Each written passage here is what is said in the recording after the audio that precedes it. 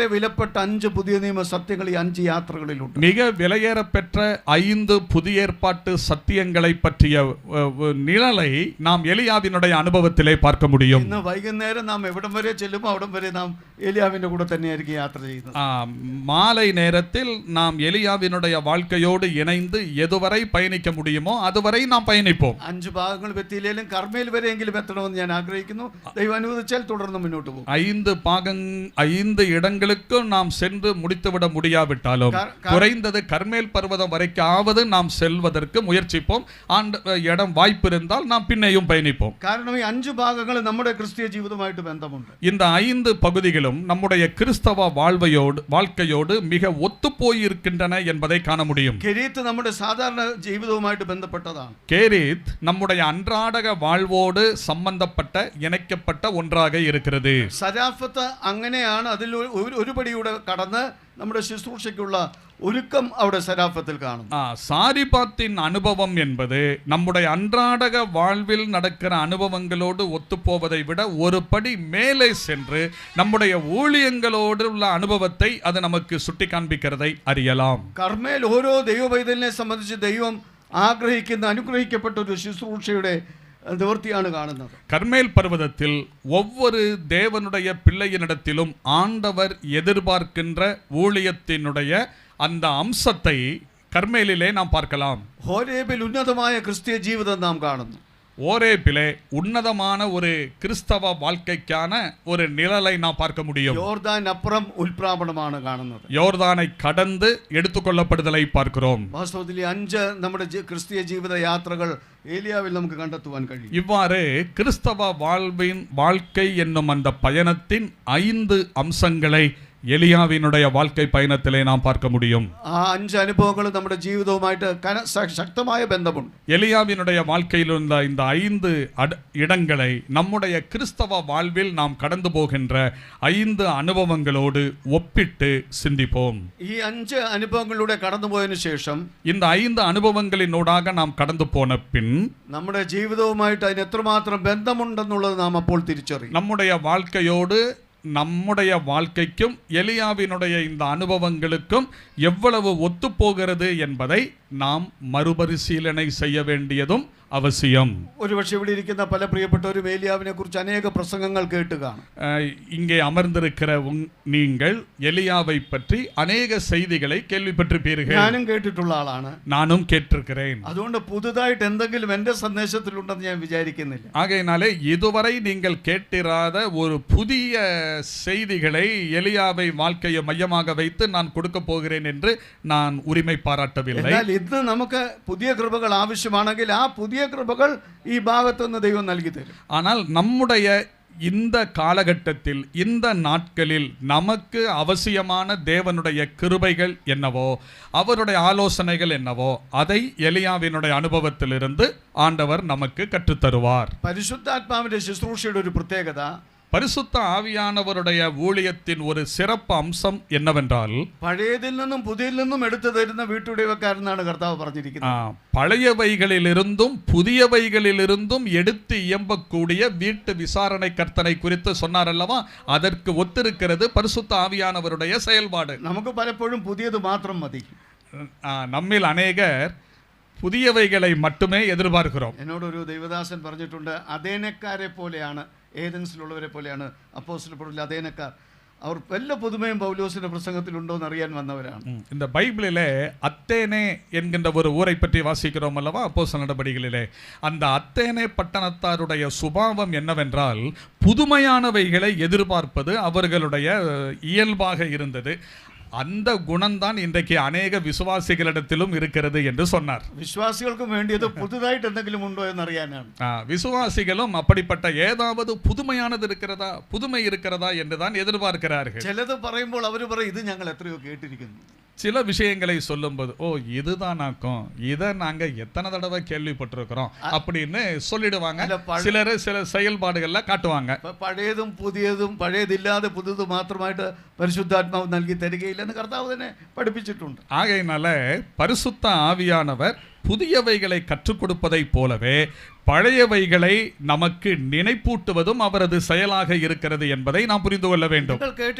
பண்டு கேட்டுள்ள பல காரியங்களும் இன்று கேட்கும், யாதொரு சம்சயமில்லை. ஒருவேளை எலியாவை பற்றி இப்பொழுது நான் பேசுகின்ற இந்த செய்தியிலே இதற்கு முன்பு நீங்கள் கேட்ட பல விஷயங்களை திரும்ப கேட்பீர்கள். എന്നാൽ இதுவரை கேட்காத சில காரியங்களும் இன்று கேட்கும்னு எனக்கு உറപ്പാണ്. ஆனால் அதே நேரத்தில் எலியாவினுடைய வாழ்க்கையில் இருந்து இதுவரை கேட்காத சில விஷயங்களையும் நீங்கள் கேட்பீர்கள் என்று நான் நம்புகிறேன். பல ஆശയങ്ങൾ ഞാൻ പ്രസംഗിച്ചുകൊണ്ടിരുന്നപ്പോൾ തന്നെ എനിക്ക് ലഭിച്ചിട്ടുണ്ട്. ஒரு விஷயத்தை பற்றி நான் பிரசங்கித்துக் கொண்டு இருக்கும் போதே பல புதுமையான சிந்தனைகள் என்னுடைய உள்ளத்தில் கடந்து வந்திருக்கின்றன. കാരണം നമുക്ക് പുതിയ കൃപകളാണ് ഇന്ന് ആവശ്യം. புதிய கிருபைகள் நமக்கு தேவை. അതുകൊണ്ട് ഈ വചന ശുശ്രൂഷയിലും പുതിയ കൃപകൾ ദൈവം നൽകി തരും. ஆகவே இந்த வசன தியான நேரத்தில் ஆண்டவர் நமக்கு புதிய கிருபைகளை தந்தருளுவாராக. നാം ആ മനസ്സൊരുക്കത്തോടുകൂടി ഇരിക്കേണ്ടത് ആവശ്യമാണ്. நாம் ஆயத்தமான மனதுடன் ஆண்டவருடைய முன்னிலையில் அமர்ந்திருப்போம். എലിയാവ് ദൈവത്തിന്റെ ആജ്ഞയുടെ അനുസരിക്കുന്നു. எலியா கர்த்தருடைய வார்த்தைக்கு கீழ்ப்படுகிறார். ആഹാബിന്റെ മുന്നിൽ പോയി ഭയം കൂടാതെ അദ്ദേഹം സത്യം സംസാരിക്കുന്നു. பயம் துளியும் இல்லாமல் ஆகாபின் முன்னிலையில் போய் நிற்கிறார். ദൈവത്തിന് വേണ്ടി ധൈര്യത്തോടെ നിൽക്കുന്നു. ஆண்டவருக்காக மிக தைரியமாக நிற்கிறார். ദൈവത്തിന് വേണ്ടി സത്യം സംസാരിക്കുന്നു. ஆண்டவருக்காக உண்மையை பேசுகிறார். തന്നെ സംബന്ധിച്ച് ആഹാബ് എങ്ങനെ ചിന്തിക്കുമെന്നുള്ളത് അദ്ദേഹത്തിന് വിഷയമല്ല. தான் சொல்லுகின்ற வார்த்தையை பொறுத்தமட்டில் ஆகாப் என்ன நினைப்பார் என்பதை பற்றி எலியாவுக்கு கவலை இல்லை. நாமும் மனுஷരുടെ മുഖം നോക്കേണ്ടതായിട്ടില്ല. நாமும் மனிதர்கள் என்ன நினைப்பார்கள் என்பதை சிந்திக்கவோ அவர்களுடைய முகத்தாட்சியம் பார்க்கவோ அவசியமில்லை. അങ്ങനെ നോക്കിയാൽ അത് നമ്മുടെ പരാജയമായി തീരും. அப்படி நாம் பார்ப்போமானால் தோல்வி அடைந்து விடுவோம். നാം ദൈവത്തെ പ്രസാദിപ്പിക്കുന്നവരായിരിക്കണം. தேவனை மட்டுமே நாம் பிரியப்படுத்துகிறவர்களாக இருக்க வேண்டும். ദൈവത്തെ പ്രസാദിപ്പിക്കുമ്പോൾ ചിലപ്പോൾ മനുഷ്യരെ പ്രസാദിപ്പിക്കുവാൻ കഴിയാതെയും വരാം. ஆண்டவரை மட்டுமே நாம் பிரியப்படுத்த முனைகின்ற வேளையில் பல சந்தர்ப்பங்களில் தேவனை பிரியப்படுத்த முடியாத சூழ்நிலை ஏற்பட்டுவிடும். നമുക്ക് കെരീത്തിലേക്ക് പ്രവേശിക്കാം. എലിയാവ് ഇപ്പോൾ കെരീത്തിലാണ്. நாம் இப்பொழுது கேரீத் ஆற்றங்கரைக்கு வருவோம். எலியா கேரீத்தில் இருக்கிறார். കെരീത്ത് യോർദാൻ നദിയുടെ കൈവഴിയാണ്. கேரீத் என்பது யோர்தான் நதியினுடைய ஒரு கிளையாக இருக்கிறது என்பதை நாம் அறிய வேண்டும். എന്താണ് കെരീത്ത് നമ്മുടെ ജീവിതത്തിൽ നൽകുന്ന ആത്മീക പാഠങ്ങൾ? இந்த கேரீத் நம்முடைய வாழ்க்கையில் கற்றுத்தருகிற அதனுடைய ஆவிக்குரிய சத்தியங்கள் என்ன? നമ്മുടെ കുടുംബ ജീവിതവും ക്രിസ്തീയ ജീവിതവുമായിട്ടെല്ലാം ഇതിന് ബന്ധമുണ്ട്. நம்முடைய கிறிஸ்தவ வாழ்க்கையோடும் குடும்ப வாழ்க்கையோடும் கேரீத்தின் அனுபவம் எப்படி ஒத்துப்போகிறது என்பதை நாம் பார்ப்போம். കെരീത്ത് എന്ന് പറഞ്ഞാൽ പരിമിതമാണ്, ചുരുക്കമായിട്ടുള്ളത് പരിമിതമാണ്. கேரீத் என்றால் குறைவுள்ளது என்று பொருள். ഞെരുക്കത്തിന്റെ അനുഭവമാണ് കെരീത്ത്. கேரீத் என்பது ஒரு இடுக்கமான நெருக்கமான அனுபவத்தை காட்டுகிறது. கெரீத் என்று പറയുന്നത് ഏകാന്തതയുടെ അനുഭവമാണ്. கேரீத் என்பது ஒரு தனிமையின் அனுபவத்தை காட்டுகிறது. ഇങ്ങനെയുള്ള അനുഭവങ്ങളിൽ കൂടെ പോകുന്ന വിശ്വാസികളുണ്ട്. சில வேளைகளில் விசுவாசிகளான நாம் இப்படிப்பட்ட அனுபவங்களினூடாகவும் போக வேண்டிய நிலைமை ஏற்படுகிறது.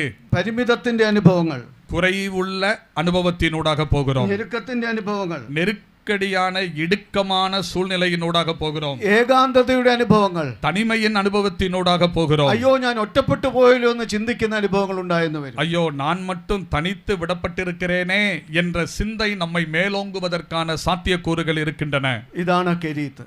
இதுதான் கேரீத். ഇതാണ് പൗലോസും പറഞ്ഞത്. இதைத்தான் பவுலும் கூறினார். നിങ്ങൾ കെരീത്തിന്റെ അനുഭവത്തിൽ ജീവിക്കണം. நீங்கள் கேரீத்தின் அனுபவத்தில் இருக்க வேண்டும். അദ്ദേഹം വേറൊരു ഭാഷയാണ് ഉപയോഗിക്കുന്നതെന്ന് മാത്രമേ ഉള്ളൂ. வேறொரு மொழியை அவர் பயன்படுத்துகிறார் அல்லது வேறொரு விதத்தில் இந்த கருத்தை சொல்லுகிறார். ഉണ്ണാനും ഉടുക്കാനും ഉണ്ടെങ്കിൽ മതിയെന്ന് വെപ്പി. உண்ணவும் உடுக்கவும் உண்டென்றால் போதும் என்று எண்ணுங்கள். അതാണ് കെരീത്തിന്റെ അനുഭവം. இதுதான் கேரீத்தின் அனுபவம். ഇത് ദൈവം നമുക്ക് ആ അനുഭവത്തിലൂടെയാണ് നമ്മെ നടത്തുന്നതെങ്കിൽ നാം ദൈവത്തിന് സ്തോത്രം ചെയ്യുക. ஆகவே இப்படிப்பட்ட அதாவது உண்ணவும் உடுக்கவும் போதும் என்கின்ற அனுபவத்தினூடாக, அதாவது இத்தகைய கேரீத்தினூடாக கடந்து போவதுதான் தேவனுடைய சித்தமாக இருக்குமானால் அதிலேயும் நாம் பயணிக்க வேண்டும். அதிலுபரியாய நன்மை தெய்வம் നൽകിയാലും அதிலும் நாம் சந்தோஷிക്കുക. அதற்கும் மேலான நன்மைகளை ஆண்டவர் நமக்கு தருவாரானால் அதையும் சந்தோஷமாக ஏற்றுக்கொள்வோம். ഇവിടെ എലിയാവ് കെരീത്തിൽ ഒളിക്കപ്പെടുന്നതായിട്ട് നമുക്ക് കാണുവാൻ കഴിയും. இங்கே எலியா கேரீத் ஆற்றங்கரையில் ஒளித்து வைக்கப்படுகிறார். அது தெய்வத்தினாലാണ് താൻ അവിടെ മറയ്ക്കപ്പെടുന്നത് അല്ലെങ്കിൽ ഒളിക്കപ്പെടുന്നത്. அது தேவனால் அங்கே ஒளித்து வைக்கப்படுகிறார். അതിന്റെ പിന്നിൽ ഒരു ദൈവത്തിന്റെ ഉദ്ദേശമുണ്ട്. இந்த கேரீத் ஆற்றங்கரைக்கு அவரை அனுப்பினதற்கு பின் ஆண்டவருக்கு ஒரு திட்டமான நோக்கம் இருக்கிறது. ദൈവത്തിന്റെ ദാസനെ ആ വിധത്തിൽ മറയ്ക്കുമ്പോൾ ഒളിക്കുമ്പോൾ അതിന്റെ പുറകിൽ ദൈവത്തിന് ഉദ്ദേശമുണ്ട്. தேவன் தம்முடைய தாசனை இப்படி ஒரு மறைவான அனுபவத்திற்குள்ளாக நடத்துகிறார் என்றால் அதற்கு பின்னாலே அவரை குறித்து தேவனுடைய ஒரு திட்டமான நோக்கம் இருக்கிறது என்பதை நாம் புரிந்து கொள்ள வேண்டும். പിന്മാറ്റത്തിലേക്ക് പോയ ഇസ്രായേലിനെ ദൈവം ഇതാ ശിക്ഷിക്കുവാൻ പോകുന്നു. മഴ മുടക്കിയിരിക്കുകയാണ്. பின்வாங்கி போன ஜீவனுள்ள மெய்யான தேவனை விட்டு அந்நிய தேவர்களிடத்திற்கு பின்வாங்கி போன இஸ்ரவேலரை மறுபடியும் புதுப்பித்து கொண்டு வருவதற்காக தேவன் செயல்படுகிறார். அதில் ஒரு பகுதி மழையை நிறுத்துகிறார். എന്നാൽ ഒരിക്കൽ ഞാൻ തമിഴ്നാട്ടിൽ ഒരിടത്ത് യോഗത്തിന് വന്നപ്പോൾ, தமிழ்நாட்டிலே ஒரு இடத்திற்கு கூட்டத்திற்காக நான் வந்திருந்த போது, അവിടെ മിക്കവാറും എല്ലാം കരിമ്പ് കൃഷിക്കാരാണ്. அங்கே உள்ளவர்கள் கரும்பு விவசாயம் செய்யக்கூடியவர்கள். അവർ വളരെ സന്തോഷത്തോടെ എന്നോട് പറഞ്ഞു 2 ദിവസമായിട്ട് നല്ല മഴ കിട്ടി എന്നുള്ളത്. அவங்க சொன்னாங்க, ரொம்ப சந்தோஷமா சிரிச்சுக்கிட்டு சொன்னாங்க, எங்களுக்கு 2 நாட்கள் மழை கொளுத்திருச்சுன்னு சொன்னாங்க. ഞാൻ മനസ്സിലാക്കുന്നു മഴയുടെ ആ പ്രാധാന്യം അവർ എത്രയോ മനസ്സിലാക്കിയിട്ടുണ്ട്. அப்போ மழையினுடைய முக்கியத்துவத்தை தமிழ்நாட்டு மக்கள் எப்படி உணர்கிறார்கள் என்று நான் யோசித்தேன். ഇവിടെ ഇത് ഇസ്രായേലിന് മഴ മുടക്കിയിരിക്കുന്നു ദൈവം. இங்கே ஆண்டவர் இஸ்ரவேல் ஜனங்களுக்கு மழையை நிறுத்தி வைத்திருக்கிறார். 3 വർഷവും 6 മാസവും അവിടെ മഴ പെയ്യുന്നില്ല. 3.5 ആണ്ടുകൾ மழை பெய்யாத ஒரு நிலைமை ஏற்பட்டது. കനത്ത ക്ഷാമമാണ് അവരെ നേരിടാൻ പോകുന്നത്. மிகப்பெரிய ஒரு பஞ்சத்தை அவர்கள் சந்திக்க போகிறார்கள். എന്നാൽ ദൈവദാസനെ ദൈവം സംരക്ഷിക്കുന്നു. ஆனால் ஆண்டவர் தம்முடைய தாசனை போஷிக்கிறார். അപ്പോൾ ദൈവം ഇവിടെ തന്നെ മറയ്ക്കുമ്പോൾ അതിന്റെ ദൈവത്തിന് ചില ഉദ്ദേശങ്ങളുണ്ട്. ஆண்டவர் தம்முடைய ஊழியக்காரரை கேரி தாற்றங்கரையிலே மறைத்து வைப்பதில் அவருக்கு நோக்கம் இருக்கிறது. ഒന്ന് ശത്രുക്കളിൽ നിന്നുള്ള രക്ഷയാണ്. ஒன்று எதிரிகளிடம் இருந்து அவரை பாதுகாப்பது. ഇത് നമ്മുടെ ക്രിസ്തീയ ജീവിതവുമായി നാം തട്ടിച്ച് ചിന്തിച്ചു പോയാൽ മതി. இதை நம்முடைய கிறிஸ்தவ வாழ்க்கையோடு நாம் ஒப்பிட்டு சிந்தித்து பார்த்தால் போதுமானது. കെരീത്തിന്റെ അനുഭവങ്ങളിലൂടെയാണ് ഇന്ന് എന്നെ കേൾക്കുന്ന ഏതെങ്കിലും സഹോദരിയോ സഹോദരനോ കടന്നു പോകുന്നുവെങ്കിൽ, இந்த கேரித் ஆற்றங்கரையின் அனுபவத்திற்கு ஒப்பான அனுபவத்தினூடாக இங்கே இருக்கிற விசுவாசிகள் ஒருவேளை கடந்து போகிறவர்களாக இருந்தால், പരിമിതമായോ ഏകാന്തതയുടെ ഒറ്റപ്പെട്ട അനുഭവത്തിലോ ആണെങ്കിൽ, குறைவுள்ள நிலையிலும் தனிமையின் அனுபவத்திலும் நீங்கள் கடந்து போனால், നമ്മളെ സാത്താനിൽ നിന്നും പാപത്തിന്റെ ഭീകരതയിൽ നിന്നും രക്ഷിക്കുവാനാണ് ദൈവം അത് ഒരുക്കിയിരിക്കുന്നത്. சாத்தானின் பிடியிலிருந்தும் பாவத்தின் கொடூரத்திலிருந்தும் நம்மை விடுதலையாக்கும்படி தேவன் இதை அனுமதித்திருக்கிறார் என்பதை நீங்கள் புரிந்து கொள்ள வேண்டும். കെരീത്തിൽ ഏലിയാവിനെ ദൈവം ആ വിധത്തിൽ സംരക്ഷിച്ചു. கேரித்திலே ஆண்டவர் எலியாவை இவ்விதமாக சந்தித்தார். 2 ശുശ്രൂഷയ്ക്കുള്ള ഒരുക്കമായിരുന്നു കെരീത്ത് ഏലിയാവിന്. 2 கேரித்தின் அனுபவம் அடுத்து செய்ய போகின்ற ஊழியத்திற்கான ஆயத்தமாக பக்குவப்படுத்துவதாக இருந்தது. നമ്മെ സംബന്ധിച്ചും കെരീത്ത് നമ്മുടെ ശുശ്രൂഷയ്ക്കുള്ള ഒരുക്കമായിരിക്കണം. நம்முடைய வாழ்க்கையிலும் நாம் சந்திக்கக்கூடிய கேரித் போன்ற அனுபவங்கள் கிறிஸ்தவ வாழ்வில் பல முன்னேற்றமான விஷயங்களுக்கு ஆயத்தப்படுத்தக்கூடியவைகளாக இருக்க வேண்டும். ചിലർ വിചാരിക്കുന്നത് ഏലിയാവ് പിക്നിക്കിന് പോയിരിക്കുന്ന പോലെ ഇരുന്നെന്നാണ്. പിക്നിക്കിനൊക്കെ പോയിരിക്കുന്ന പോലെ, ടൂറിസത്തിന് പോയിരിക്കുന്ന പോലെ ഇരുന്നെന്നാണ് பலர் நினைக்கிறாங்க. எலியா நல்ல பிக்னிக்ல போய் இருந்தது மாதிரி, ஒரு சுற்றுலா போய் உட்கார்ந்திருக்கிறது மாதிரி உட்கார்ந்திருக்கிறாரு அப்படின்னு நினைச்சிருக்கலாம். അദ്ദേഹം പ്രാർത്ഥിക്കുകയും ധ്യാനിക്കുകയും ചെയ്തുകൊണ്ടിരുന്നു. ആ സമയത്ത് அவர் அங்கே ஜெபித்தார், தியானித்தார். തന്റെ മുമ്പിലുള്ളത് വലിയ ശക്തമായ ശുശ്രൂഷകളാണ്. தனக்கு முன்பாக காத்திருப்பது மிக வல்லமையான ஒரு ஊழியம் காத்திருக்கிறது. ഇവിടെ ആരുമില്ല കെരീത്തിൽ. എനിക്ക് இங்கே கேரித்தட்டங்கரையில் யாரும் കൂട്ടായ്മ ബന്ധമില്ല, ஐக்கியத்திற்கு ஆள் இல்லை, സഹോദരന്മാരില്ല, சகோதரர்கள் இல்லை, സഭയില്ല, சபை இல்லை. ഞാൻ ഇവിടെ ഒറ്റയ്ക്കാണ്. நான் இங்கே தனிமையாய் இருக்கிறேன். വാസ്തവത്തിൽ ആ സന്ദർഭത്തിൽ ഇനി എന്റെ മുമ്പിലുള്ളത് കനത്ത ശുശ്രൂഷകളാണ്. ஆனால் இப்படிப்பட்ட ஒரு சூழ்நிலையில் புரிந்து கொள்ள வேண்டும், ஒரு மிகப்பெரிய வல்லமையான ஊழியம் நமக்காக காத்திருக்கிறது என்று. താൻ ദൈവ ന്യായപ്രമാണ ധ്യാനത്തിലും പ്രാർത്ഥനയിലും നിരന്തരമായി മുഴുകിയിരുന്നു. எலியா நியாயப்பிரமாணத்தை, அதாவது வேத வாக்கியங்களை தியானிப்பதிலும் ஜெபிப்பதிலும் அவர் மூழ்கி இருந்தார். മൂന്നാമത്തത് ദൈവിക കൂട്ടായ്മയുടെ വർധനവാണ് കെരീത്തിൽ ഉണ്ടാകുന്നത്.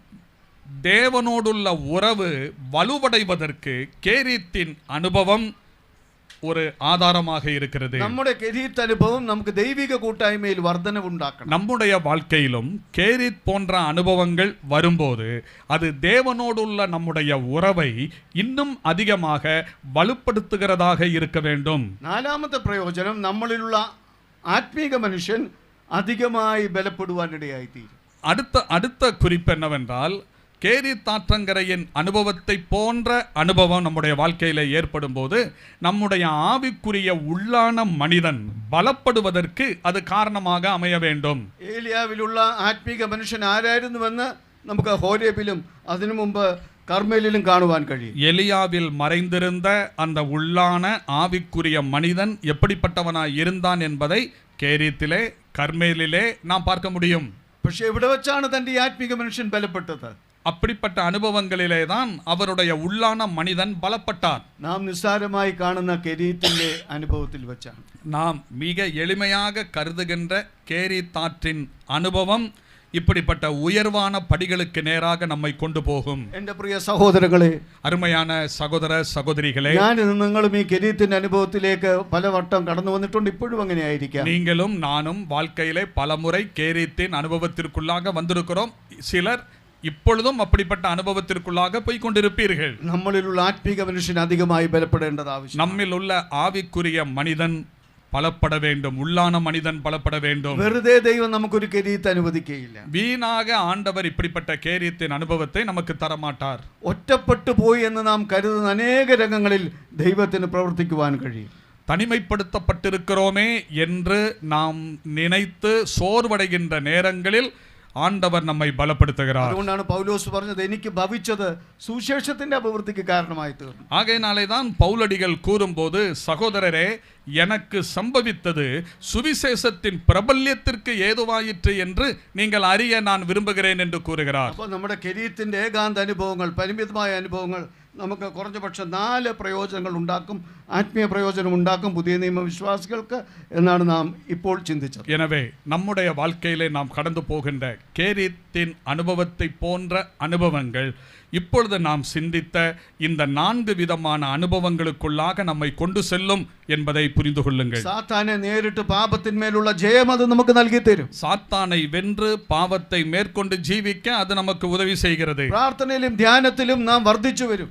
ஜபத்திலும் தியானத்திலும் பெருகுவதற்கு இது உதவுகிறது. ദൈവിക കൂട്ടായ്മയുടെ വർധനവ് നാം അധികമായി അനുഭവിക്കും. தேவனுடைய ஐக்கியத்தில் இன்னும் அதிகமாக பலப்படுவதற்கு இது நமக்கு தூண்டுகோலாக அமைகிறது. നാലാമതായി നമ്മളിലെ ആത്മീക മനുഷ്യൻ അധികമായി ബലപ്പെടും. அடுத்து நான்காவதாக நம்முடைய ஆவிக்குரிய உள்ளான மனிதன் பலப்படுவதற்கு ஏதுவாகிறது. ഇതിൽ കൂടുതൽ എന്താണ് നമ്മുടെ ആത്മീയ ജീവിതത്തിന് ആവശ്യമായിട്ടുള്ളത്? இதைவிட நம்முடைய ஆவிக்குரிய வாழ்வின் முன்னேற்றத்திற்கு வேறென்ன வேண்டும்? നമുക്കും പൗലോസിനോട് ചേർന്ന് ഇങ്ങനെ പറയാം. ஆகவே பவுல் அப்போஸ்தலனோடு இணைந்து நாமும் இவ்வாறாக முழங்குவோம். എനിക്ക് ഭവിച്ച ഈ പ്രയാസങ്ങൾ, കെരീത്തിന്റെ അനുഭവങ്ങൾ സുവിശേഷത്തിന്റെ അഭിവൃദ്ധിക്ക് കാരണമായിട്ട് எனக்கு சம்பவித்த இவை அல்லது இத்தகைய கேரித்தின் அனுபவங்கள் சுவிசேஷத்தின் பிரபல்யத்திற்கு ஏதுவாயிற்று. ഇനി കെരീത്തിലെ നമ്മുടെ ജീവിതാനുഭവങ്ങളുമായി ചേർന്നപ്പെട്ട ചില ചിന്തകളാണ്. അത് സാധാരണമായിട്ടുള്ളൊരു ചിന്തകൾ തന്നെയാണെന്ന് എനിക്കറിയാം. நம்முடைய வாழ்க்கையோடு சம்பந்தப்பட்ட கேரித்தின் அனுபவங்கள் இது நம்ம சாதாரணமான விஷயங்கள் என்பதை நான் அறிந்திருக்கிறேன். തോട്ടിൽ നിന്നാണ് വെള്ളം, ஆற்றிலிருந்து தண்ணீர், കാക്കയിൽ നിന്ന് ആഹാരം, കാകത്തിലിருந்து ഉണവ്. ഞാൻ ഈ കാക്കയിൽ നിന്നുള്ള ആഹാരം നല്ല ചിന്തകൾ ഞാൻ കേട്ടിട്ടുള്ള ആളാണ് മറ്റു പല ദൈവദാസന്മാരിൽ. மற்ற பல தேவ மனிதர்கள் மூலமாக காகத்திலிருந்து உணவு கிடைக்கிறதை பற்றி மிக பல நல்ல கருத்துக்களை நான் கேள்விப்பட்டிருக்கிறேன். പലപ്പോഴും എനിക്ക് തന്നെ തോന്നാറുണ്ട് ഞാൻ ആ ഭാഗം പറയാതിരിക്കാൻ നല്ലതെന്ന് തോന്നിയിട്ടുണ്ട്. பல தடவை நான் நினைச்சிருக்கிறேன் இந்த விஷயத்தை நல்லதுன்னு തോന്നിയിട്ടുണ്ട്. பல தடவை நானே நினைச்சிருக்கிறேன், சரி காகத்தை பற்றிய விஷயம் ரொம்ப பேச வேண்டாம், இதான் நிறைய கேட்டிருப்போமே அப்படின்னு நானே நினைச்சிருக்கிறேன். ഞാനും നല്ലതായിട്ട് പുതുതായിട്ട് പലതും കേട്ടിട്ടുണ്ട് പലരിൽ നിന്നും. நானும் பலரிடத்திலிருந்து புதுசா நிறைய கேட்டிருக்கிறேன் காகமும் உணவும் அப்படிங்கிற விஷயத்தை பற்றி.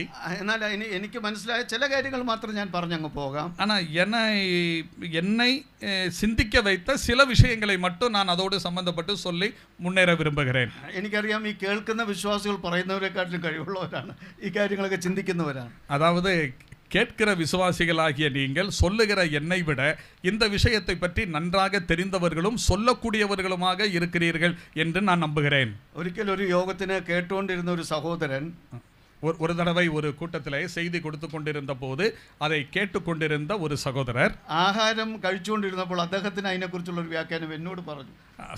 சாப்பாட்டுக்காக உட்கார்ந்திருக்கிற நேரத்தில் அந்த எலியா உணவை பற்றி ஒரு விஷயத்தை சொன்னாரு. അദ്ദേഹം ഒരു ബൈബിൾ സ്കൂളിൽ പോയിട്ടില്ല, அவர் ஒரு பைபிள் காலேஜில் போய் படிக்கல. അദ്ദേഹം സ്വന്തമായിട്ട് വചനം പാടിച്ച് ദൈവാത്മാവ് കൊടുത്ത ചിന്തയാണ്.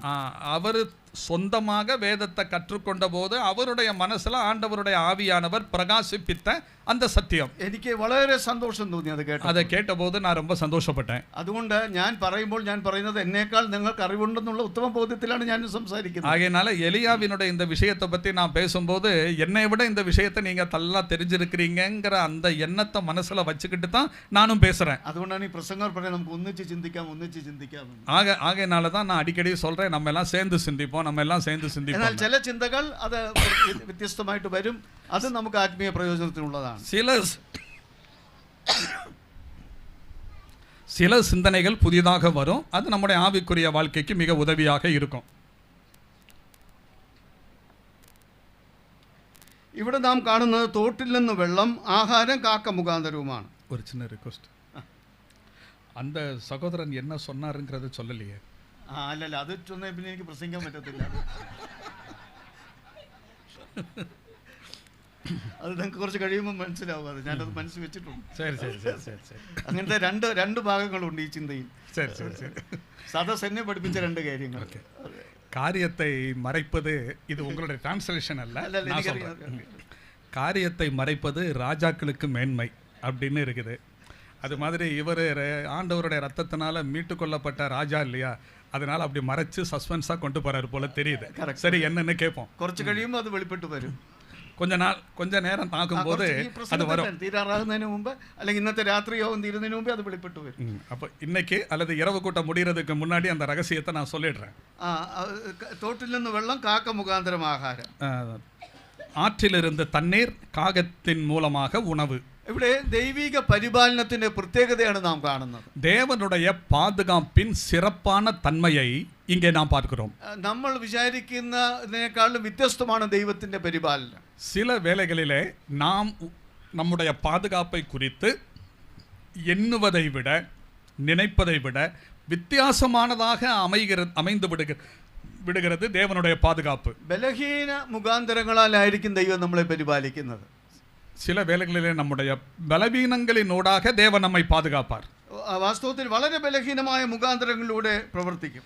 மிக பலவீனமான சூழ்நிலைகளினூடாக ஆண்டவர் நம்முடைய வாழ்விலே செயல்படுவார். നമുക്ക് വേണ്ടിയത് ശക്തിയുള്ള മുഖാന്തരങ്ങളിലൂടെയുള്ള ദൈവിക പ്രവർത്തനമാണ്. நாம் எதிர்பார்ப்பது என்ன?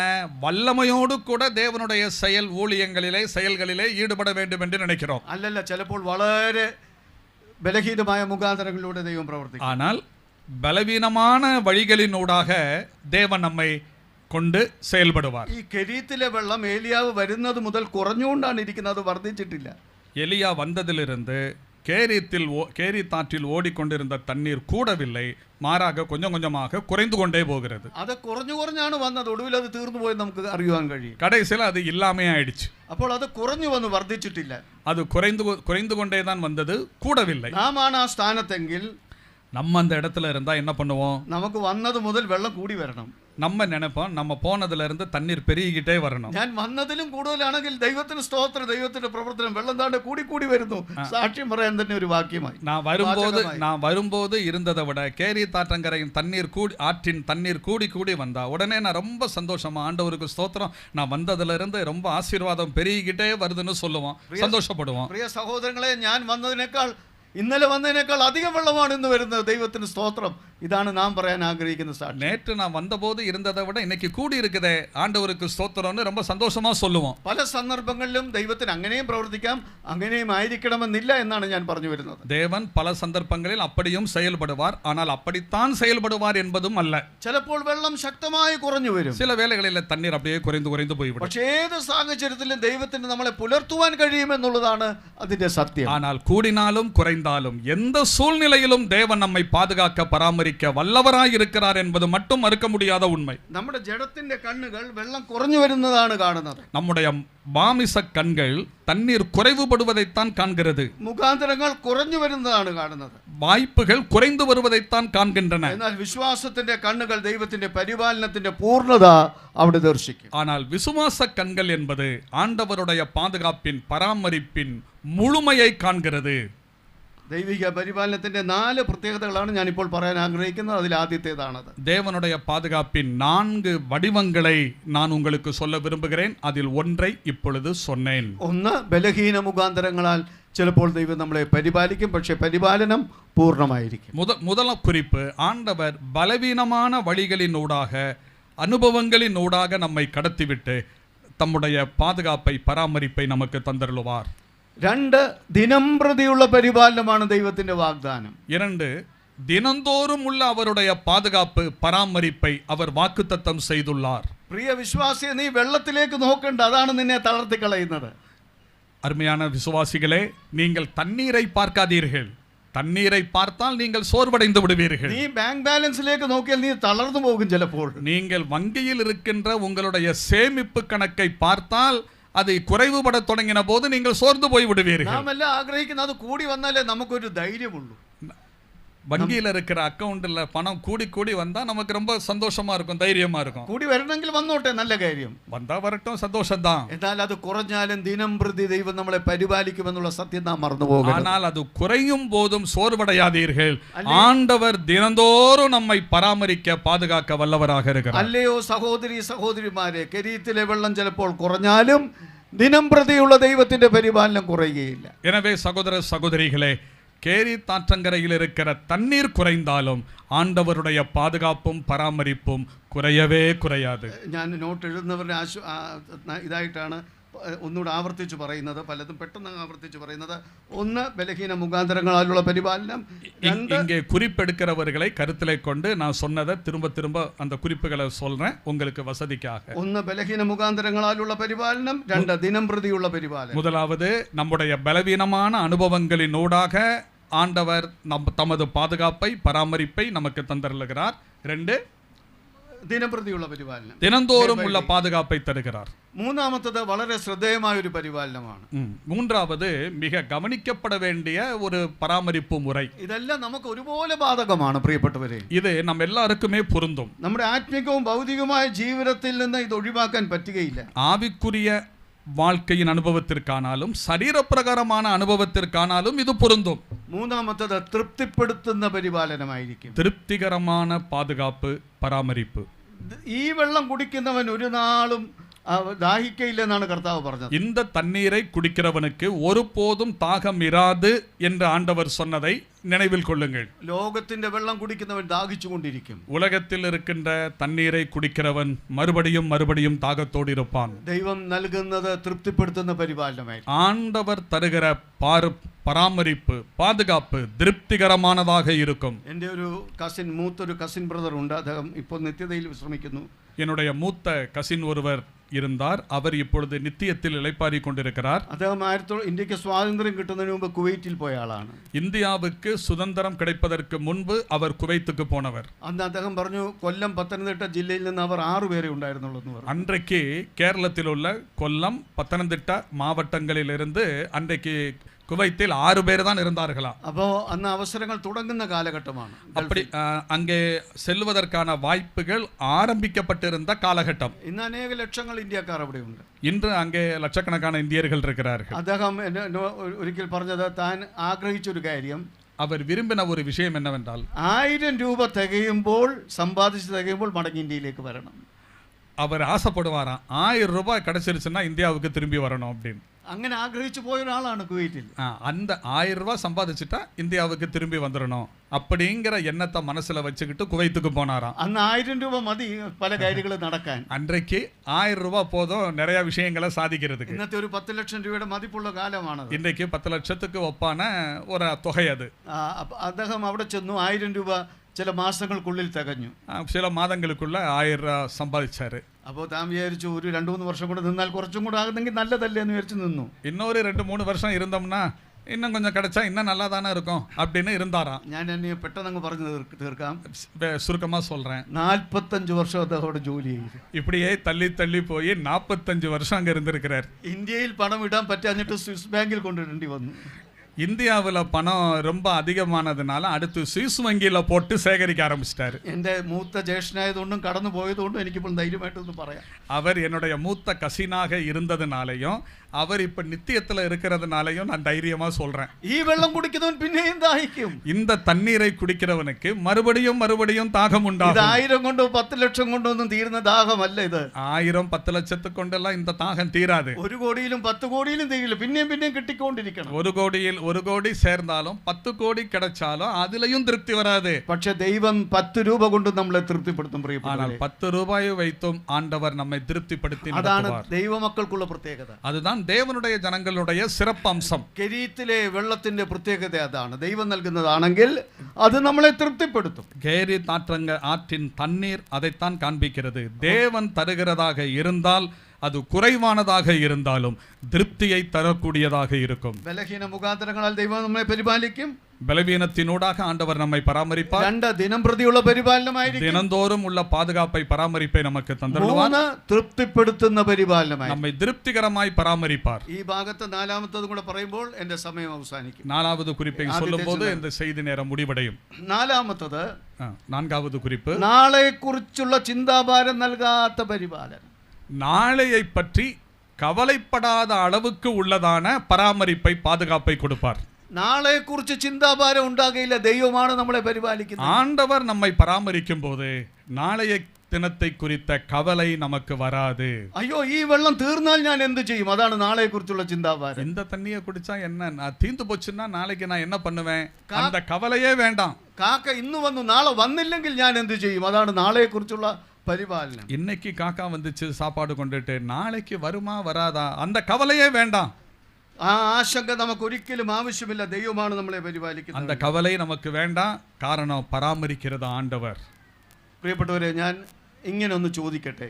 நான் ஒரு கேள்வி கேட்கிறேன். இப்படியாக ഞാൻ ഇപ്പോൾ നിങ്ങൾ എൻ്റെ മുമ്പിൽ നിൽക്കുന്നു, ഞാൻ സംസാരിക്കുന്നതുകൊണ്ട് എനിക്ക് ഇങ്ങനെ പറയാൻ പറ്റുള്ളൂ. അത് ലോകത്തുള്ള എല്ലാ ദൈവജനങ്ങളോടുമുള്ള ദൈവത്തിൻ്റെ ചോദ്യമാണത്. இப்போ நீங்கள் முன்னாடி இருக்கிறீங்க, உங்கள் முன்னாடி நான் நிற்கிறேன். உலகத்தில் இருக்கிற எல்லா தரப்பட்ட மக்களோடு நான் தேவன் கேட்கிற ஒரு கேள்வி இது. നമ്മുടെ ഏറ്റവും വലിയ പ്രശ്നം എന്താണ്? நம்முடைய மிகப்பெரிய பிரச்சனை என்ன? നമ്മുടെ ഏറ്റവും വലിയ പ്രശ്നം എന്താണ്? நம்முடைய, அதாவது மனிதனுடைய மிகப்பெரிய பிரச்சனை என்ன? ഇന്നത്തെ കുറിച്ചുള്ള പ്രശ്നമുള്ള ആരെങ്കിലും ഇവിടെ ഉണ്ടോ എന്ന് ചോദിച്ചാൽ ഇല്ല. இன்றைய குறித்து, இன்றைய பிரச்சனையோட யாராவது இருக்கிறீங்களா அப்படின்னு கேட்டா அது ரொம்ப அதிகம் இருக்காது. എന്നോട് ചോദിച്ചാൽ എനിക്ക് ഒരു പ്രശ്നവും ഇല്ല. இன்னைக்குள்ள பிரச்சனை என்ன அப்படின்னு என்ன இடத்துல கேட்டா ஒன்றும் இல்லை. തീർച്ചയായിട്ടും 1 മണി കഴിയുമ്പോൾ ആഹാരം കാണും. 1 மணி ஆனோடனே எனக்கு சாப்பாடு கிடைக்கும். ഞാൻ അനുഗ്രഹീതനായ ഒരു ദൈവദാസന്റെ സംരക്ഷണയിലാണ്. நான் ஒரு ஆசீர்வதிக்கப்பட்ட தேவ ஊழியருடைய பராமரிப்பில் இன்னைக்கு இருக்கிறேன். ഇന്നത്തെ രാത്രിയെക്കുറിച്ചും ഭക്ഷണത്തെക്കുറിച്ചും എനിക്കൊരു പേടിയുമില്ല. இன்னைக்கு இரவு உணவை பற்றி நான் கவலைப்பட வேண்டிய அவசியம் இல்லை. ദൈവദാസൻ എന്നെ പട്ടിണിക്കിടുമെന്ന് ഞാൻ ഒട്ടും വിചാരിക്കുന്നില്ല. അങ്ങനെ ഒരു അവിശ്വാസം ഉണ്ടെങ്കിൽ ഇവിടെ നിന്ന് പ്രസംഗിക്കാൻ യോഗ്യനുമല്ല. ஊழியக்காரர் என்னை பட்னியா போட மாட்டாரு, அப்படி போற்றுவாருன்னு ஒரு அவிசுவாசம் எனக்கு இல்லை. அப்படி இருந்திருந்தா நான் இங்கே பிரசங்கம் பண்றதுக்கு தகுதி இல்லாதவன் ஆயிருப்பேன். ഇവിടെയുള്ള ദൈവസഭ എന്നെ രാത്രി പട്ടിണിക്കിടുമെന്ന് ഞാൻ വിശ്വസിക്കുന്നില്ല. இங்கே உள்ள சபையார் என்னை பட்னியா போட்டுருவீங்க அப்படின்னு நான் நம்பல. അങ്ങനെ ചിന്തിച്ചാൽ ഞാൻ ഇവിടെ ഈ സഭയിൽ ശുശ്രൂഷിക്കാൻ യോഗ്യനല്ല. அப்படி நான் நினைச்சேன்னா இங்க வந்து பிரசங்கம் பண்றதுக்கு நான் தகுதி இல்லாதவன் ஆயிடுவேன். എന്താണ് എനിക്കുള്ള പ്രശ്നം? அப்ப எனக்குள்ள பிரச்சனை என்ன? നിങ്ങൾക്കുള്ള പ്രശ്നം എന്താണ്? உங்களுக்குள்ள பிரச்சனை என்ன? ഇന്നത്തേക്ക് നമുക്ക് പ്രശ്നമില്ല. இன்றைக்கு பொறுத்த மட்டும் நமக்கு பிரச்சனை ஒண்ணும் இல்ல. നാളെ എന്തായി തീരും? நாளைக்கு என்ன? നാളെ എന്തായി തീരും? நாளைக்கு என்ன செய்யலாம்? നാളെ ഞാൻ വീട്ടിൽ ചെല്ലുമ്പോൾ പ്രശ്നങ്ങൾ ഉണ്ടാകാമെങ്കിൽ അതിന് ഞാൻ എന്ത് ചെയ്യും? நாளைக்கு நான் வீட்டுக்கு திரும்பி போகும்போது என்னென்ன பிரச்சனை காத்திருக்குதோ அப்படி வரலாம், என்னென்ன வரப்போதோ நாளை அப்ப நான் என்ன செய்வேன்? നാളെ എനിക്ക് എന്തെങ്കിലും പറ്റിയാൽ കുടുംബത്തിന് ആരായി തീരും? எனக்கு ஏதாவது ஒண்ணு நடந்துச்சுன்னா அப்புறம் குடும்பத்துக்கு யார் பார்க்கிறது? നാളെ എൻ്റെ കുഞ്ഞുങ്ങളുടെ കാര്യം എന്തെങ്കിലും പറ്റിയാൽ ആര് നോക്കും? நாளைக்கு என்னுடைய பிள்ளைகளுடைய எதிர்காலம் அதை யார் பாப்பா? നാളെ നിവർത്തിക്കേണ്ട പല കാര്യങ്ങളും എനിക്കുണ്ട്. അത് നടക്കുമോ ഇല്ലയോ? നാളെക്കുറിച്ചുള്ള ചിന്താഭാരം. நான் இப்போ எதிர்காலத்துல பல திட்டங்கள் வச்சிருக்கிறேன், ஆனா அது நடக்குமா இல்லையா ஒன்றும் தெரிய மாட்டேங்குதே. പ്രിയപ്പെട്ടവരെ, ഇത് ഞാൻ ഇങ്ങനെ പറയുന്നുവെങ്കിലും இது நான் இப்படி சொல்றேன், ഇത് പഠിപ്പിച്ചത് കർത്താവായ യേശു ക്രിസ്തുവാണ്. ஆனால் இதை கற்றுக் கொடுத்தவர் ஆண்டவர். കർത്താവ് പഠിപ്പിച്ച വാക്യം നിങ്ങളുടെ ഓർമ്മയിലേക്ക് കൊണ്ടുവരട്ടെ. கர்த்தர் கற்றுக் கொடுத்ததை நினைவுக்கு கொண்டு வருகிறேன். കർത്താവ് ഒരിക്കലും പഠിപ്പിച്ചില്ല ഇന്നത്തെ കുറിച്ച് വിചാരമുണ്ടാകാതെ ഇരിക്കരുത് എന്ന് ക്രിസ്തു പഠിപ്പിച്ചിട്ടില്ല. ஆண்டவர் இன்றைக்காக கவலைப்படாதீர்கள்னு சொல்லவே இல்லை, சொல்லி கொடுக்கல. കാരണം ഇന്നത്തേക്ക് കവലയില്ലെന്ന് കർത്താവ് ആണ്ടവർക്ക് നന്നായിട്ട് അറിയാം. കാരണം இன்னைக்கு நம்ம இன்றைய தினத்தை பத்தி கவலைப்பட மாட்டோம்னா அவருக்கு நல்லா தெரியும். അതുകൊണ്ടാണ് യേശുക്രിസ്തു ഇന്നത്തേക്ക് ചിന്താകുലമായി ഇരിക്കില്ലെന്ന് പഠിപ്പിച്ചിട്ടില്ല. ஆகையினாலதான் இன்றைய குறித்து கவலைப்படாதீங்கன்னு அவர் சொல்லல. പക്ഷെ കർത്താവ് പഠിപ്പിച്ചു, ஆண்டவர் சொன்னாரு, നാളെയെ കുറിച്ച് നിങ്ങൾ ചിന്താഭാരം ഉണ്ടാകരുത്. நாளைய தினத்தை குறித்து கவலைப்படாதீங்க. നാളെയെ കുറിച്ച് ചിന്താഭാരം ഉണ്ടാകരുത്. நாளைய தினத்தை குறித்து கவலைப்படாதீங்க. ആ ക്രിസ്തുവാണ് നമുക്കുള്ളത്. அந்த ஆண்டவர் தான், கிறிஸ்து தான் நமக்கு இருக்கிறார். ശരീരത്തിലെ വെള്ളം വറ്റിപ്പോകുന്നത് നീ കണ്ടാൽ നീ ഭയപ്പെടേണ്ട പ്രിയ ദൈവപൈതലേ. ஆற்றங்கரை ஆற்றின் தண்ணீர் நாளுக்கு நாள் குறைந்து கொண்டே போகிறதா? கவலைப்படாதீர்கள். കാക്ക വന്നില്ലെങ്കിൽ എന്ത് ചെയ്യുമെന്ന് ചോദിച്ച് നീ പേടിക്കണ്ട ദൈവപൈതലേ. காகம் வரலைன்னா என்ன பண்ணுவேன்? அந்த கவலையே வேண்டாம். ക്രിസ്തു പറഞ്ഞു നാളെയെ കുറിച്ച് നീ വിചാരപ്പെടരുത്. ஆண்டவர் சொன்னார், நாளைய தினத்திற்காக நீங்க கவலைப்படாதீங்க. എന്താ കാര്യമെന്നറിയാമോ? காரணம் என்ன? നാളെ നമുക്കുള്ള ദിവസമല്ല. நாளைய தினம் நம்முடையதல்ல. നാളെ നമുക്കുള്ളതല്ല. நாளைய தினம் நம்முடையதல்ல. നാളെ ദൈവത്തിന്റെ മഹാദിവസമാണ്. அது ஆண்டவருடைய நாள். നമുക്ക് ഇന്നേ നൽകിയിട്ടുള്ളൂ. இன்றைய தினத்தை ஆண்டவர் நமக்கு അയ്യോ, தந்திருக்கிறார். ഈ നിമിഷമേ നൽകിയിട്ടുള്ളൂ. இன்றைக்கு இந்த நிமிஷத்தை தான் அவர் நமக்கு தந்திருக்கிறார். അടുത്ത നിമിഷം നാം ഉണ്ടാകുമോ എന്ന് എനിക്ക് അറിഞ്ഞുകൂടാ. அடுத்த நிமிஷம் நம்ம இருப்போமா நமக்கு தெரியாது. പക്ഷെ ഇന്നെന്നുള്ളത് ഭാഷാപരമായിട്ട് ഞാൻ അങ്ങ് പറയുന്നു എന്ന് മാത്രമേ ഉള്ളൂ. இன்று அப்படிங்கிறத நான் ஒரு மொழி நடையில சொல்றேன், அவ்வளவுதான். കേരളത്തിലെ മലയാളക്കരയിലെ വേർപെട്ട വിശ്വാസത്തിന്റെ പ്രസ്ഥാനം സജീവമായിട്ട് കൊണ്ടുവന്നത് മഹാകവി KV സൈമൺ സാറാണ്. கேரள மாநிலத்திலே நம்முடைய சகோதர சபையினுடைய துவக்க காலகட்டத்தில் அந்த சத்தியத்திற்காக அதிகமாக நின்றவர், இது பரவுவதற்கு காரணமாக தேவனால் பயன்படுத்தப்பட்டவர் மகாகவி KV സൈമൺ என்ற ஒரு தேவ மனிதர். എൻ്റെ പിതാവിൻ്റെ സഹോദരന്മാരെയും അദ്ദേഹം ഞങ്ങളുടെ ആ സ്ഥലമായതുകൊണ്ട് സൺഡേ സ്കൂൾ ആ കാലങ്ങളിൽ പഠിപ്പിച്ചിട്ടുണ്ട്. அவருடைய ஊராக எங்களுடைய ஊர் இருக்கிறதுனால எங்களுடைய மூதாதையர்களை அவர் சண்டே ஸ்கூல்ல சொல்லி கொடுத்திருக்கிறார். അതുകൊണ്ട് എൻ്റെ പിതാവിൽ നിന്നും വാമൊഴിയായി ഞാൻ പല കാര്യങ്ങളും കേട്ടിട്ടുണ്ട്. അന്നത്തെ ஆகையினால என்னுடைய தகப்பனார் மூலமாக KV സൈമൺ சாரை பற்றிய பல விஷயங்களை நான் கேள்விப்பட்டிருக்கேன். അനുഗ്രഹീതമായ അനേക ഗാനങ്ങൾ താൻ എഴുതിയിട്ടുണ്ട്. ஆசீர்வதிக்கப்பட்ட பல பாடல்களை அவர் எழுதியிருக்கிறார். അതിൽ ഒരു പാട്ടിൽ അത് ഇങ്ങനെയാണ് അദ്ദേഹം പറഞ്ഞിരിക്കുന്നത്. அதில் ஒரு பாடல், அந்த பாடலில் இப்படி அவர் எழுதியிருக்கிறார். ഞാൻ പാട്ട് പറയത്തേ ഉള്ളൂ, പാടത്തില്ല.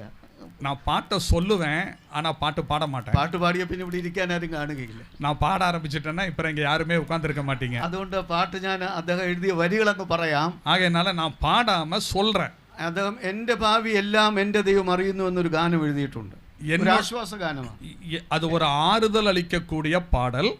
அவர் எழுதுறாரு, என்னுடைய எதிர்காலத்தை என் ஆண்டவர் நன்றாக அறிந்திருக்கிறார். ആ പാട്ടിൽ അദ്ദേഹം പറയുന്ന ഒരു വാക്ക് ശ്രദ്ധേയമാണ്. அந்த பாட்டிலே அவர் ஒரு வார்த்தையை குறிப்பிடுவார். മുമ്പിൽ ഒരു ചുവട്, ഒരു സ്റ്റെപ്പ് മാത്രം വെക്കുവാൻ അവസരം ഞാൻ കാണുന്നു. எனக்கு முன்னே ஒரு அடி ஒரு எட்டு எடுத்து வைப்பதற்கான வாய்ப்பை மட்டும்தான் நான் பார்க்கிறேன். അത്രമേ അദ്ദേഹം കാണുന്നുള്ളൂ, ആ ഭക്തൻ കാണുന്നുള്ളൂ. அவ்வளவுதான் என் கண்ணுக்கு தெரிகிறது. ശേഷമെല്ലാം ദൈവഹിതമാണ്. அதற்கு அப்புறம் இருக்கிறதெல்லாம் ஆண்டவருடைய சித்தம், அவர் அறிவார். നമ്മുടെ പ്രശ്നം നാളെക്കുറിച്ചുള്ള പ്രശ്നങ്ങളാണ്. நம்முடைய பிரச்சனை என்ன? நாளைய தினத்தை குறித்த பிரச்சனை. പ്രിയപ്പെട്ടവരെ, നാളെ ദൈവത്തിന്റെ ദിവസമാണ്. நாளைய தினம் அவருடையது. നാളെ നാം ഉണ്ടെങ്കിൽ ഇന്ന് നടത്തിയ ദൈവം നാളെയും നടത്തും. நாளைக்கு நான் இருப்பேனானால் இன்று என்னை நடத்துகிற ஆண்டவர் நாளைக்கும் என்னை நடத்துவார். ഇന്നത്തെ മുഖാന്തരങ്ങൾ അടഞ്ഞു പോകണമെങ്കിൽ പോകട്ടെ, നാളെ പുതിയ ഉറവ് തുറക്കുമെന്നാണ് വചനത്തിൽ പറയുന്നത്. இன்றைய நீரூற்று வற்றி போகுமானால் போகட்டும், நாளைக்கு ஆண்டவர் வேறொரு நீரூற்றை நமக்கு சுரக்க பண்ணுவார். അതുകൊണ്ടാണ് ക്രിസ്തു പഠിപ്പിച്ചത്, ഇന്നത്തെ നന്മ മതി നിങ്ങൾക്ക്, ഇന്നത്തേക്ക് വേണ്ടി പ്രാർത്ഥിച്ചാൽ മതി. ஆகவேதான் கிறிஸ்து சொன்னார், இன்றைக்காக நாம் செயல்படுவோம். നാം ഭാവിക്ക് വേണ്ടി കരുതുന്നതും കുഞ്ഞുങ്ങൾക്ക് വേണ്ടി കരുതുന്നതും ഈ ചിന്തയിൽ അങ്ങനെ ചിന്തിക്കേണ്ട കാര്യമല്ല. അത് നമുക്ക് നൽകിയ യുക്തി അനുസരിച്ച് നാം ചെയ്യുന്ന കാര്യങ്ങളാണ്. நான் இப்படி சொல்லுவதினாலே நாளைய தினத்திற்கு அல்லது நம்முடைய பிள்ளைகளுடைய எதிர்காலத்தை பற்றி அவர்களுக்காக நாம் சேமித்து வைக்க வேண்டும் அல்லது அவர்களுக்காக கவலைப்பட வேண்டும், அவருடைய எதிர்காலத்தை கருத்தில் கொண்டு செயல்பட வேண்டும் இதெல்லாம் நான் தப்புன்னு சொல்றதாக நீங்க நினைக்காதீங்க. അതെല്ലാം ദൈവം നമുക്ക് നൽകിയ യുക്തിയിൽ നമുക്ക് ചെയ്യാൻ ബാധ്യസ്ഥരാണ്. ஆண்டவர் நமக்கு அருளின கிருபைக்கும் புத்திக்கும் ஏற்றாற் போல நாம் இந்த விஷயத்தில் ஞானமாய் நடந்து கொள்ள வேண்டும். ഞാൻ പറയുന്നത് ആശങ്കയെക്കുറിച്ചാണ്, സംശയത്തെക്കുറിച്ചാണ്. நான் சொல்லுவது நாளைய தினத்தை குறித்த நிச்சயமற்ற தன்மையில் உழண்டு கொண்டிருக்கிறோம் அல்லவா, அது இருக்கக்கூடாது என்று நான் சொல்லுகிறேன். അതിൽ നമ്മുടെ വിശ്വാസം ചോർന്നു പോകരുതെന്നുള്ളതാണ് ഞാൻ പറയുന്നത്. அதனாலே நம்முடைய விசுவாசம் குறைவுபட்டு விடக்கூடாது. ഇന്ന് കരുതിയ ദൈവം നാളെയും കരുതും. இன்றை நம்மை நடத்துகிற ஆண்டவர் நாளைக்கும் நம்மை நடத்துவார். അടുത്ത സെഷനിൽ ഈ ഭാഗം തന്നെ തുടരും. அடுத்த நம்முடைய செய்தி நேரத்தில் இதனுடைய தொடர்ச்சியை நாம் மீண்டும் சிந்திப்போம்.